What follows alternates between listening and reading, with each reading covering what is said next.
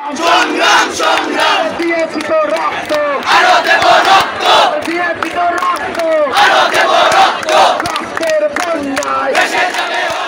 দেশের বিভিন্ন স্থানে কোটা সংস্কারের দাবিতে আন্দোলনরত শিক্ষার্থীদের উপর ছাত্রলীগের হামলার প্রতিবাদ ও বিচারের দাবিতে বিক্ষোভ সমাবেশ করেছে শাহজালাল বিজ্ঞান ও প্রযুক্তি বিশ্ববিদ্যালয়ের শিক্ষার্থীরা। মঙ্গলবার বিকেল থেকেই ক্যাম্পাসের গোল চত্বরে জড়ো হতে থাকেন আন্দোলনকারী শিক্ষার্থীরা। এরপর সন্ধ্যা ৬টা থেকে বিশ্ববিদ্যালয়ের প্রধান ফটকের সামনে সিলেট সুনামগঞ্জ মহাসড়ক অবরোধ করেন তারা। এই কর্মসূচিতে Sylhet international university, leading university, political institute, MC college, Sylhet সরকারি কলেজ, মদনমোহন কলেজ সহ বিভিন্ন শিক্ষা প্রতিষ্ঠানের কয়েক হাজার শিক্ষার্থী যোগ দেন এবং বিভিন্ন স্লোগান দিতে থাকেন।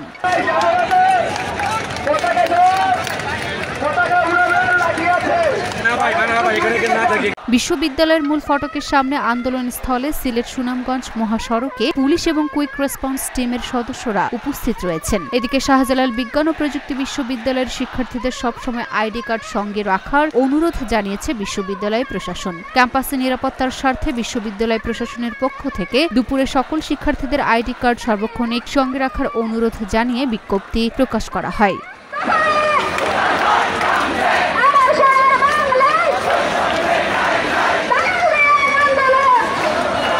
Luna Afroz Nipa, Dhaka post.